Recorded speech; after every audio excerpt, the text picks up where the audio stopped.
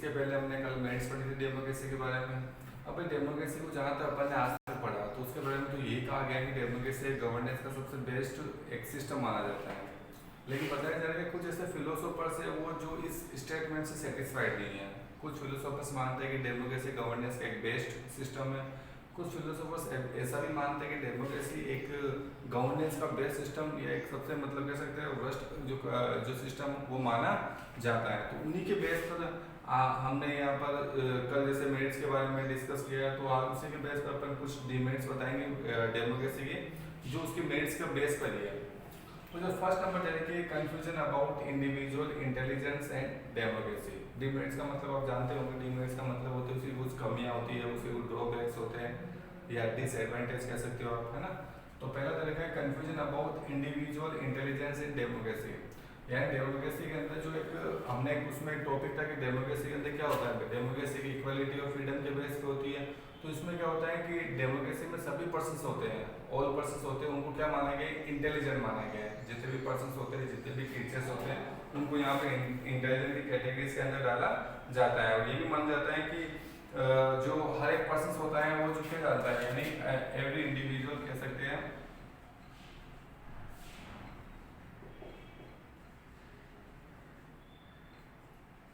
No,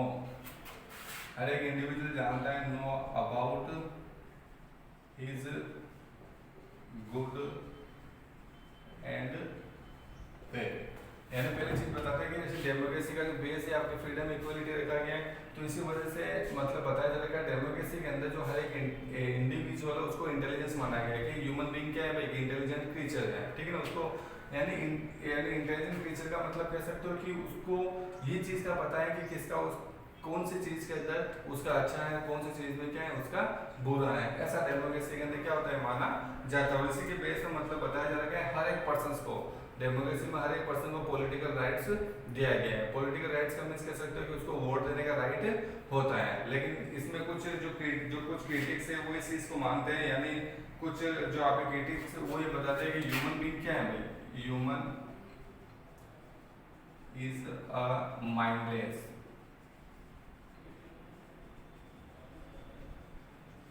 यानी कुछ जो इसके क्रिटिक्स करते हैं, जिसको क्रिटिसाइज करते हैं, वो मानते हैं कि ह्यूमन बीइंग क्या है, माइंडलेस क्रीचर्स होता है। और बताया जा रखा है ये यानी एक माइंडेड क्रीचर होता है। और साथ साथ में जो बताया जा रखा है कि ये एक इन्फ्लुएंस होता है। इन्फ्लुएंस का मतलब इस पे ये अफेक्टेड बताया जा रहा है, अफेक्टेड होता है इमोशंस के थ्रू। और बताया जा रहा है कुछ जो फीलिंग के थ्रू, यानी एक जो माइंडलेस क्रीचर्स है। और बताया जा रहा है who is influenced by feeling and emotions। मतलब ह्यूमन बीइंग को इन्होंने क्या माना है, माइंडलेस क्रीचर माना है, ठीक है ना। माइंडलेस क्रीचर माना है। और माइंडलेस क्रीचर होने की वजह से बताया जा रखा है कि इमोशंस होते हैं, कुछ फीलिंग्स होते हैं, उससे क्या होता है इन्फ्लुएंस होता है, यानी अपना डिसीजन होता है वो प्रॉपर्ली नहीं ले पाता है। इसी वजह से बताया जा रखा है ऐसे जो कंडीशंस क्रिएट होती है। पहला क्या होता है, पहला तो डेमोक्रेसी में से मानते हैं अपन कि भाई ह्यूमन बीइंग क्या है, जो एक इंटेलिजेंस क्रीचर है, उसी वजह से उसको गुड और बैड का पता होता है कि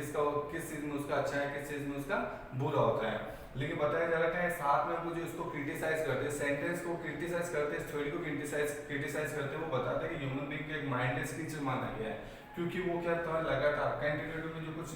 फीलिंग्स होते हैं, कुछ इमोशंस होते हैं, उसकी वजह से वो इन्फ्लुएंस होता है, उसके ऊपर उसका प्रभाव देखने को मिलता है। और ऐसे कंडीशंस के अंदर, इन सभी कंडीशंस के अंदर सभी को बताया जाएगा पॉलिटिकल राइट देने का मतलब होता है कि इस तरह का कंडीशंस अगर अप्लाई होता है ह्यूमन बीइंग के ऊपर, तो वो प्रॉपर्ली अपने जो राइट टू वोट होता है उसका यूज नहीं कर सकता है। यानी वो किसी के प्रभाव में आकर, किसी के या किसी इमोशंस में आकर, किसी फीलिंग्स में आकर करता है, वो अपने राइट टू वोट का यूज प्रॉपर्ली नहीं कर पाता है। इसी वजह से बताया जा रहा है यहाँ पर डेमोक्रेसी क्या माना गया है, यानी डेमोक्रेसी की कुछ मेरिट्स मानी गई है। और ये कंफ्यूजन है वो इसको क्या कर सकता है, इसलिए इस गवर्नेंस सिस्टम में क्वेश्चन राइज करने का काम करता है। लेकिन देखते हैं अपन confusion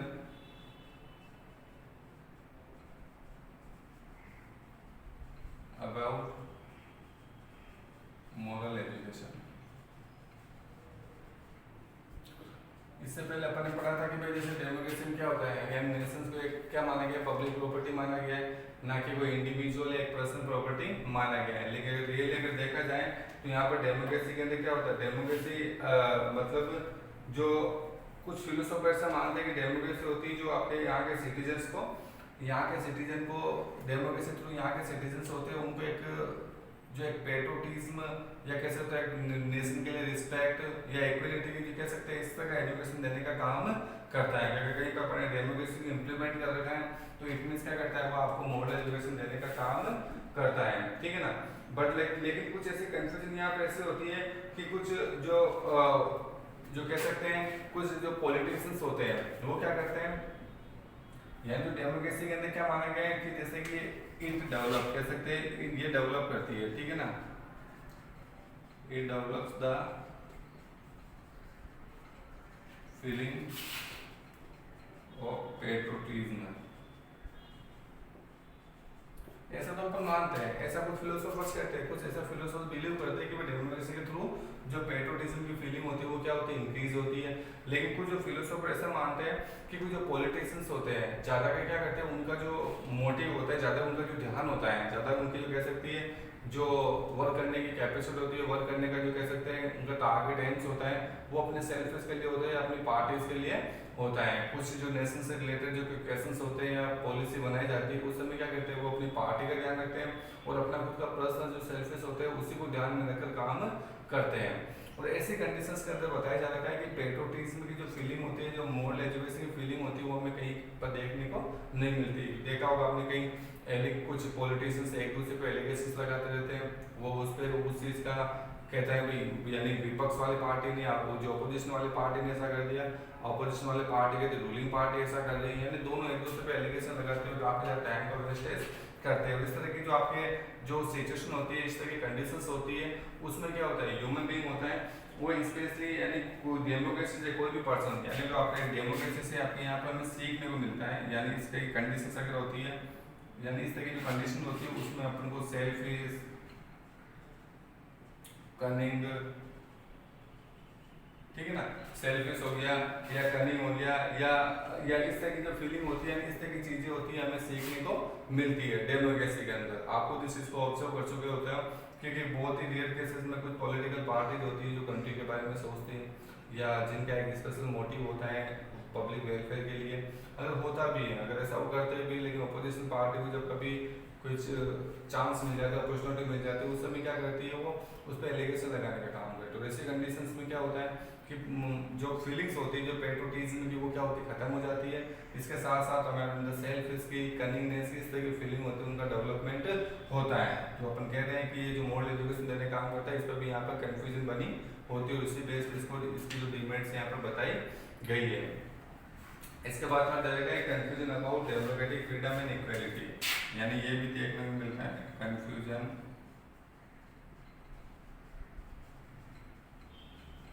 about democratic equality and freedom. वैसे अपन ने पहले पढ़ लिया यहाँ पर जैसे कि आपके डेमोक्रेसी के अंदर क्या होता है, डेमोक्रेसी के अंदर जो हर एक पर्सन होता है, हर एक इंडिविजुअल होता है, उसको इक्वलिटी का, फ्रीडम का राइट दे रखा होता है। ऐसा है कि डेमोक्रेसी के अंदर सभी के अंदर इक्वलिटी होती है, लोगों के बिफोर वो क्या होते हैं, इक्वली होते हैं, ठीक है ना। और सभी को इंडिविजुअल जैसे कह सकते हैं कि स्पीच करने की, अपने व्यूज को एक्सप्रेस करने की, यूनियन बनाने की, कहीं भी पूरे ऑल ओवर कंट्री में डिसाइड करने की, कोई भी ऑक्यूपेशन चूज करने की, ये सारी जो फ्रीडम होती है वो डेमोक्रेसी के अंदर यहाँ के लोगों को दी हुई होती है। लेकिन बताया जा रहा है जो एक लेक होती है, कमी देखने को मिलती है, ठीक है ना, कि एक कमी होती है जो लेक देखने को मिलती है in democracy,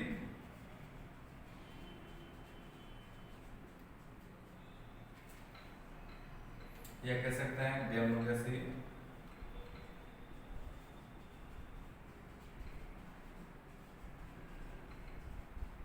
does not provide economic equality। But democracy के अंदर सोशल इक्वालिटी मिल जाएगी, आपको सब तक इक्वालिटी मिलती है, लेकिन डेमोक्रेसी डेमोक्रेसी होती है वो इकोनॉमिक इक्वालिटी हमें प्रोवाइड नहीं कर पाती है, यानी इकोनॉमिक इक्वालिटी पूरी ऑल ओवर कंट्री के अंदर में देखने को नहीं मिलती है। अब भाई इकोनॉमिक इक्वालिटी नहीं है तो उससे क्या होगा, ठीक है ना। इससे जो पहला चीज ये हो रहा है कि जब इलेक्शन का टाइमिंग होता है, इलेक्शन होते हैं, तो उस समय क्या होता है जो काफी रिच पर्सन होते हैं, काफी जो कह सकते हैं अमीर लोग होते हैं, पावरफुल होते हैं, एलिट पर्सन होते हैं, वो क्या करते हैं डेमोक्रेसी के अंदर क्या करते हैं पैसों से टिकट को मतलब परचेस करने का काम करते हैं, ठीक है ना। और उसमें इलेक्शन में कंटेस्ट भी करते हैं, पार्टिसिपेट भी करते हैं, और बताया जा रहा है बाई द वे अगर मान लो वो विनिंग भी कर लेते हैं, जीत भी जाते हैं, अगर जीत जाते हैं तो वो क्या करते हैं एक्चुअली उनका पॉलिसी बनने का काम ये होता है, उनका जो बेस होता है वो उसी सेक्शन को रिलेटेड होता है, यानी वो पॉलिसी बनाएंगे तो अपने रिच सेक्शन को मतलब प्रॉफिट देने का काम करेंगे, यानी वो जो आपके एक जो लोअर क्लासेस होती है, मिडिल क्लासेस होती है, उनको मतलब यहाँ पे बताया जा रहा है प्रॉफिट देने का काम नहीं करेंगे। और इसी तरह से बताया जा रहा है और ये ऐसी कंडीशंस होती है, यानी इस तरह की जो कंडीशंस होती है कि भाई डेमोक्रेसी में इकोनॉमिक इक्वालिटी नहीं है तो है कोई भी गरीब आदमी है या कोई पुअर पर्सन है वो तो शायद इलेक्शन फाइट करे, क्योंकि जब भी कभी मान लो कुछ इंटेलेक्चुअल पर्सन इस कॉन्टेक्स्ट में अगर आगे आते हैं, लेकिन पैसों की कमी होने की वजह से क्या होता है पैसे उनके पास होते हैं तो उनको टिकट नहीं मिल पाता है, और टिकट अगर मिल भी जाता है तो आपको मालूम है जाता है जो किस तरह का इन्वेस्टमेंट किया जाता है इलेक्शन के अंदर, आपको जानते ही हो बहुत सारा पैसा इन्वेस्ट करना पड़ता है, काफ़ी चीज़ें हमें इलीगली भी करनी पड़ती है ना इलेक्शन के टाइमिंग के अंदर। तो उस कंडीशन में क्या होता है वो जो इंटेलेक्चुअल क्लास जिसके पास पैसे नहीं होते वो क्या करती है इलेक्शन फाइट नहीं कर सकती है। अब बचा कौन, रिच पर्सन बचे उनके पास, तो रिच पर्सन इलेक्शन जीत भी जाते हैं तो वो क्या करते हैं अपने सेक्शन को रिच सेक्शन को मतलब प्रॉफिट देने का काम करते हैं। और इस तरह की जो कंडीशंस होती है उसमें जो हमें एक डेमोक्रेटिक इक्वालिटी और फ्रीडम मिली हुई है, ठीक है ना, जो हमें इक्वालिटी और फ्रीडम मिली हुई है, तो इकोनॉमी इक्वलिटी नहीं होने की वजह से इसके एब्सेंस के अंदर जो हमारे लिए जो इकोनॉमिक जो इक्वलिटी और या सॉरी सोशल इक्वलिटी और फ्रीडम मिली हुई ये क्या है यूजलेस बन जाती है। कि भले हम कह रहे हैं कि हमारे पास इक्वलिटी है, पॉलिटिकल इक्वलिटी हमारे पास है, हम इलेक्शन फाइट कर सकते हैं, हम वोट दे सकते हैं, हमारे पास फ्रीडम है, लेकिन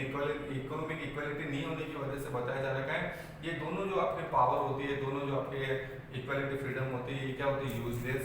बन जाती है। इसी तरीके से जो अपन कह रहे हैं कि हमने पहले पेज से पढ़ा था कि जो डेमोक्रेसी होती है वो इक्वलिटी फ्रीडम देने का काम करती है, इसको अपन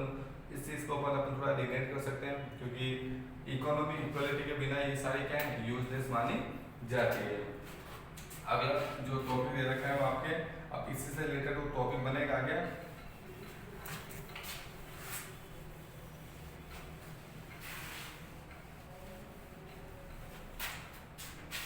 वो बन रहा है लैक ऑफ इंटरेस्ट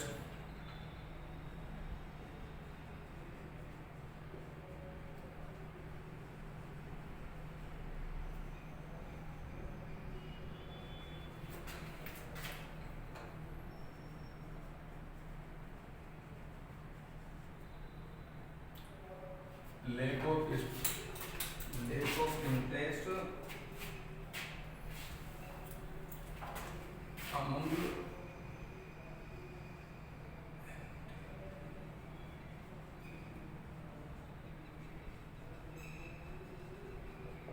ये कह सकते हैं जो इंटेलेक्चुअल जो क्लास होती है, यानी जो कह सकते हैं पढ़ी लिखी क्लास होती है, एक समझदार क्लास मानी जाती है, या कह सकते हैं जो डेमोक्रेसी सही तरीके से हैंडल भी कर सकती है, काफ़ी नॉलेजेबल क्लास होती है, तो क्लास का क्या होता है अभी इसमें इंटरेस्ट नहीं मिलता, डेमोक्रेसी में क्या करते हैं वो इंटरेस्ट लेते ही नहीं है। तो इसके पीछे ये रीजन माना जाता है कि आपको मालूम है डेमोक्रेसी में सभी पर्सन होते हैं, कि डेमोक्रेसी का बेसिक है इक्वलिटी होती है, तो यहाँ पर जितने भी पर्सन होते हैं उनको क्या होता है वोट करने का राइट होता है, सभी को पॉलिटिकल राइट्स दे रखा है, स्पेशली जिनके एज 18 ईयर्स है 18 ईयर्स से अबव है, जो यूनिवर्सल फ्रेंचाइज क्या कर सकते हैं, या उसकी जो क्वालिटी होती है उसकी जो कह सकते हैं कि जो क्वालिफिकेशन होती है अगर उसको फाइट करते हैं या उसको उस कैटेगरीज में आते हैं तो वो वोट कर सकते हैं, उनको पॉलिटिकल राइट यहाँ पर मिला हुआ होता है, ठीक है ना। तो बताया जा रहा है यहाँ पर राइट टू जो आपके यानी जो कुछ इक्वालिटी कुछ फ्रीडम के राइट दे रखे विदाउट एनी डिस्क्रिमिनेशन, बिना डिस्क्रिमिनेशन के हुए, डिस्क्रिमिनेशन ना तो कास्ट ना कोई जेंडर वेल्थ, ये बिना किसी डिस्क्रिमिनेशन के उनको क्या मिलेगा राइट मिले हुए होते हैं, ठीक है ना। तो अब इसमें क्या होता है पहले देखो इसमें पीपल हैव द राइट, इसमें लिख सकते हो कि डेमोक्रेसी में क्या होता है पीपल ऑल कह सकते हो आप, all people have right without any discrimination,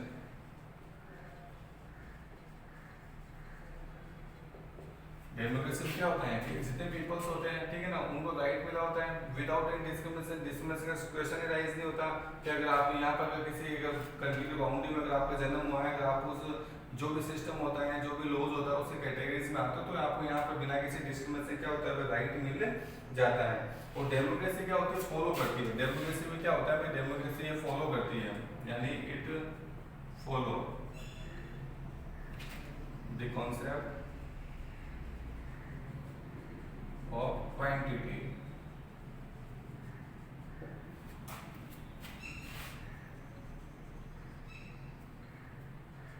rather than quality। यानी डेमोक्रेसी इसके साथ साथ में क्या होती है, एक मेजोरिटी का कॉन्सेप्ट भी फॉलो करती है। यानी डेमोक्रेसी में जो आपको ज्यादा इंपॉर्टेंस होती है वो मेजोरिटी को दी हुई थी। मेजोरिटी का मतलब क्वांटिटी को दी रही है कि जिसकी ज्यादा क्वांटिटी रही भाई उसको क्या होगा, उसकी ज्यादा पहुंच रहेगी, ठीक है ना। जैसे आप देखते हो कि जैसे कई इलेक्शंस होते हैं तो इलेक्शन पे अलग अलग सीट्स होती है, अलग अलग कैंडिडेट फाइट करते हैं, तो जिसको ज्यादा सीट मिलती है इट मींस क्या होता है वो विनर बन जाता है, वही गवर्नमेंट को रन करने का काम करता है। वहाँ क्वालिटी का कोई चांसेस नहीं है कि जब मतलब समझ सकते हैं कि अपने पास में अगर 100% है, 100% में अगर हमारे पास में 100 की क्वांटिटी है, अगर उसमें से सिर्फ 2, 3 या 10 लोग ही कह सकते हैं कि जो इंटेलिजेंस वाली कैटेगरीज में आते हैं या जिसको हर एक तरीके से नॉलेज है, और 90% जो पर्सन आते हैं वो इलिटरेट है, ना उनको इक्वालिटी का नॉलेज है, उनको सिस्टम का कोई नॉलेज नहीं है, लेकिन वो इलेक्शन में क्या होता है विन कर जाते हैं, जीत जाते हैं। और दूसरी तरफ देखे जाए तो हमारे पास एक 20% है जिनके पास प्रॉपर नॉलेज है, सिस्टम का अच्छा नॉलेज है, एडमिनिस्ट्रेशन का अच्छा नॉलेज है, सब तरह का उनके पास में नॉलेज है, लेकिन बताया जा रहा है जो क्वांटिटी जो मेजोरिटी किसके पास है 100 के पास है, भले इनके पास 10% ही कैपेबल है और इधर इनके पास में 20 कैपेबल है, लेकिन फिर भी ये विन कौन करेंगे, ये पर्सन करेंगे। तो इस सिस्टम के अंदर बताया जा रहा है कि क्वालिटी पे ज्यादा फोकस नहीं करने की वजह से जो इंटेलेक्चुअल क्लास होती है वो क्या करती है, हमेशा इसे क्या करती है, इसमें इंटरेस्ट नहीं लेती है या इसे दूर रहने का काम करती है, क्योंकि वो जानते हैं कि भले वो जानते हैं कि मतलब अगर मान लो भाई दब है, अगर हम हमारी जो हम हमारी अच्छी क्वालिटी भी है, हम अच्छा कर भी सकते हैं, लेकिन उनके पास मुझे नंबर नहीं मिल पाता है, उनके पास में मेजोरिटी नहीं हो पाती। तो ऐसी कंडीशन क्या करती है, वो क्या करती है पॉलिटिकल एक्टिविटीज होती है या एडमिनिस्ट्रेटिव एक्टिविटीज होती है, उसमें क्या करती है पार्ट नहीं रहती है, ठीक है ना। तो यहाँ पर क्वांटिटी पे ज्यादा फोकस किया गया है, मेजोरिटी पे ज्यादा फोकस किया गया है डेमोक्रेसी के अंदर, क्वालिटी पर नहीं किया गया। इसी वजह से जो समझदार लोग, जो इंटेलेक्चुअल जो क्लास होती है, जो पर्संस होते हैं, वो इसमें क्या होते हैं इंटरेस्ट नहीं लेते हैं। तो ये 4th नंबर रीजन इसका माना जाता है। इसके बाद डायरेक्ट है आपके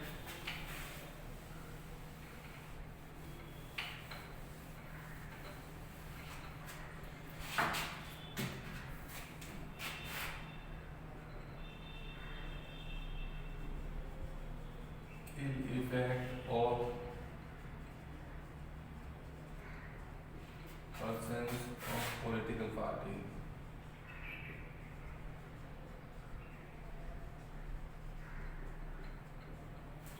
वैसे आपको मालूम है कि जैसे डेमोक्रेसी के अंदर नीड होती है, एंड डेमोक्रेसी नीड होती है, यानी इट या डेमोक्रेसी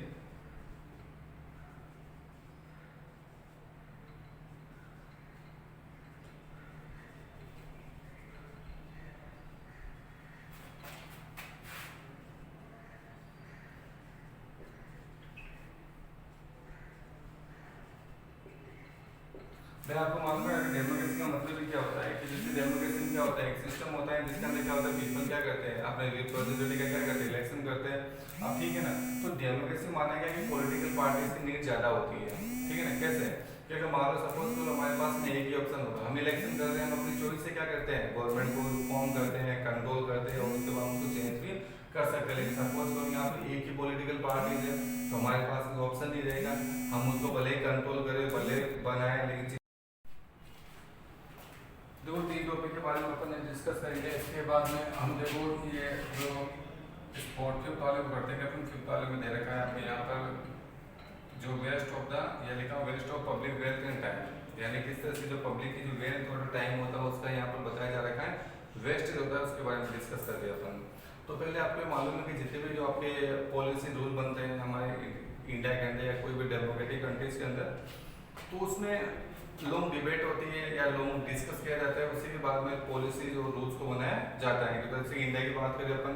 तो सबसे पहले लोकसभा, फिर राज्यसभा, उसके बाद प्रेसिडेंट के पास जाएगा, उसको सिग्नेचर होगा, तब जाके वो कोई पॉलिसी या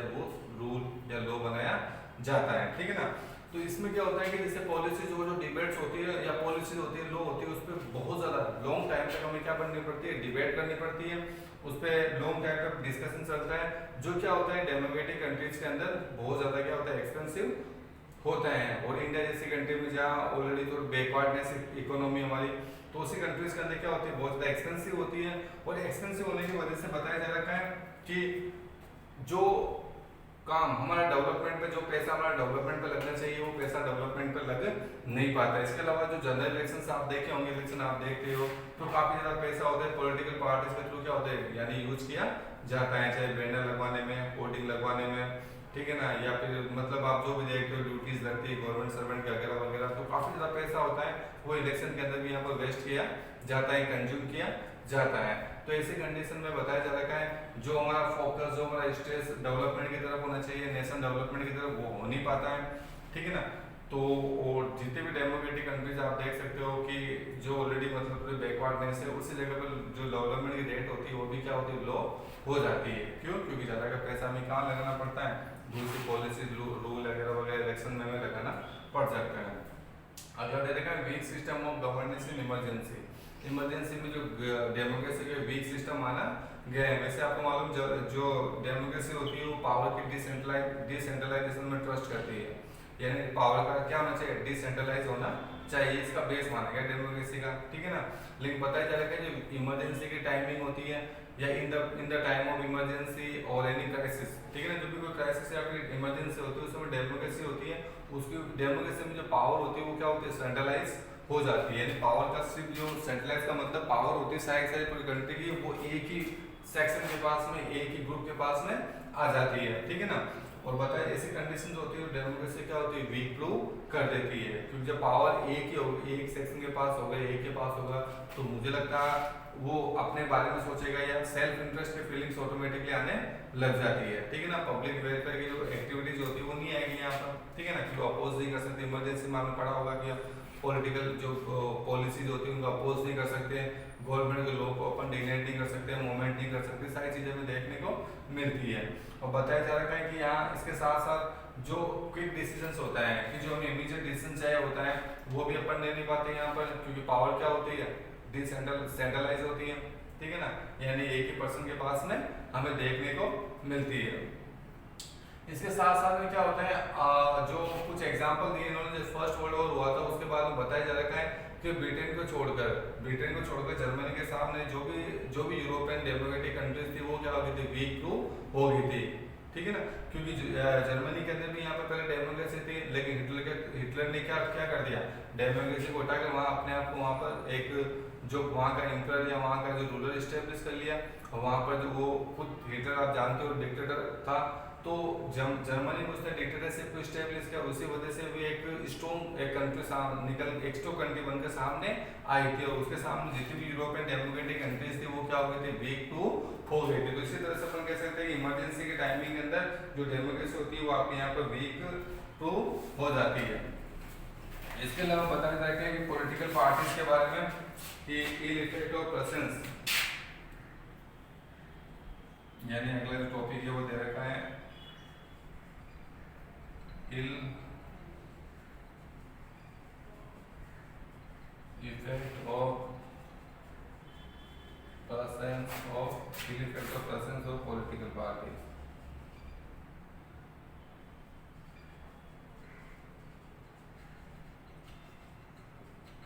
वैसे मानते हैं कि डेमोक्रेसी में नीड होती है, यानी इन डेमोक्रेसी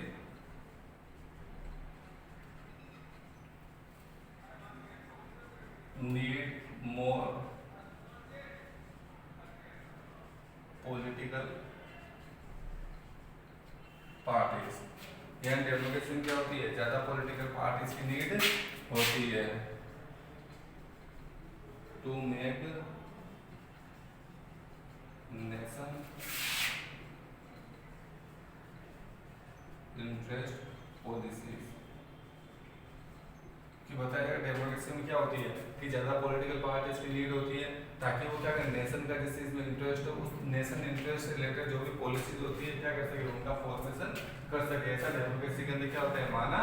जाता है, ठीक है ना। लेकिन रियल में अगर देखो, रियलिटी में ये तो क्या होती है, ऐसा कॉन्सेप्ट है, हमारे ऐसी थ्योरी हमने सेटअप कर रखी है। लेकिन रियल में क्या होता है कि जितनी भी पॉलिटिकल पार्टीज होती है, तो पॉलिटिकल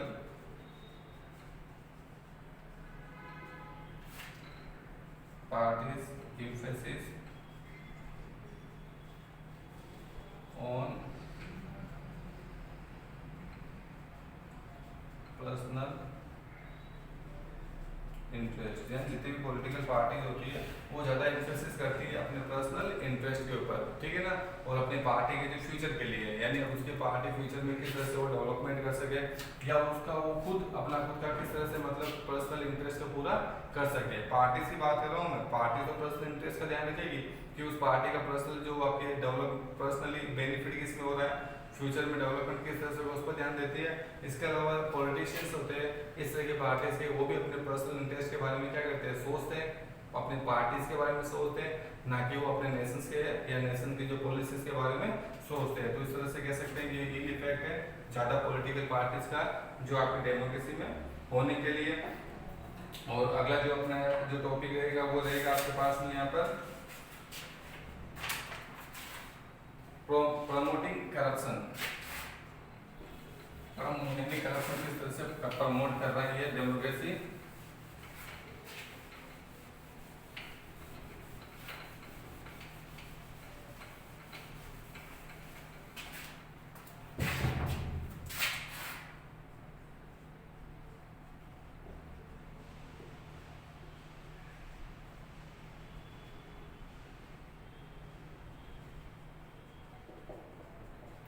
डेमोक्रेसी होती है जो करप्शन को क्या करती है, प्रमोट करने का काम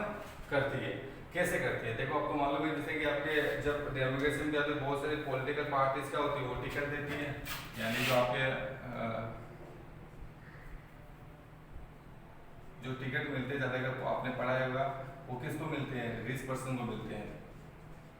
या tickets are given to rich person. आप ज्यादा कर देखा होगा जितने पॉलिटिशियंस होते हैं वो रिच ही होते हैं और ज्यादा टिकट मिलते हैं उनके पास भी ज्यादा अच्छा होता है, ठीक, रिच ही होते हैं। ऐसा आपने रिलेटिव में भी सुना होगा कि किसी पॉलिटिकल पार्टी ने किसी नॉर्मल पर्सन को टिकट दे दिया, वैसा होता ही नहीं है। डेमोक्रेसी में जितनी भी पॉलिटिकल पार्टीज होती है वो क्या करती है, रिच पर्सन को क्या करती है, वो टिकट देने का काम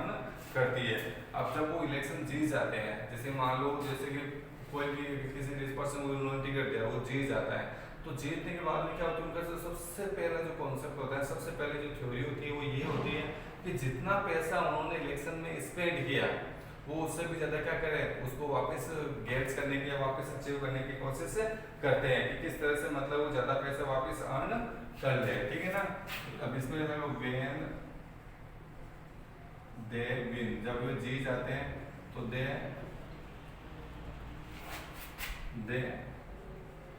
try to win more money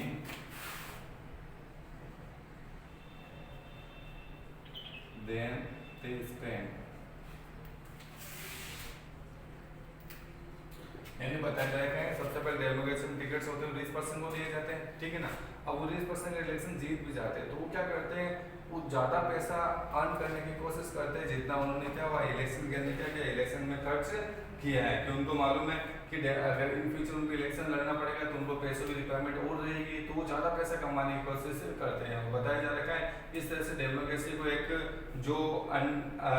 source माना गया है अर्निंग मनी का, इसलिए कह सकते हैं कि डेमोक्रेसी क्या है, source of earning money rather than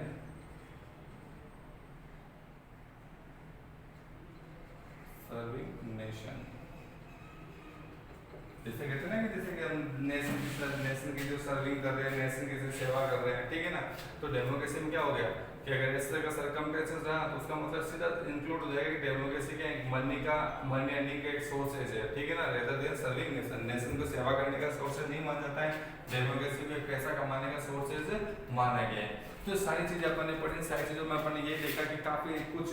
चीजें अच्छी भी है यहाँ पर, अच्छी भी बहुत कुछ बुराइयां भी हैं, लेकिन हम पूरे ऑल ओवर सबको अपन बुरा नहीं कह सकते, ठीक है ना। कुछ डिमेरिट्स है मानते हैं, लेकिन जो डिमेरिट्स अपन ने पढ़ी आज वो कुछ ही लिमिटेड एरिया तक